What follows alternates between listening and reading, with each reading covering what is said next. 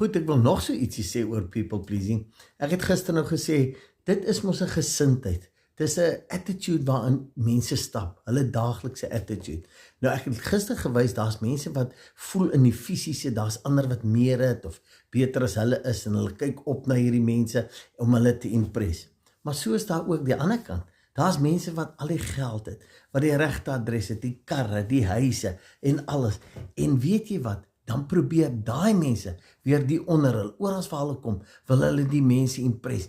En onthou, nou kan jy vir jouself dink, as daar 'n minderwaardige ouetjie sit wat niks het nie, en 'n ou wat alles het, maar ook minderwaardig, wat se gesprekke gaan daar uitkom. So wat ek wil sê, maak nie saak wat jy het nie, as minderwaardigheid jou deel is, ryk of arm, alles het of niks het nie, dan sal jy heeltyd people pleasing optree. Jy sal heeltyd probeer ander mense impress en beïndruk.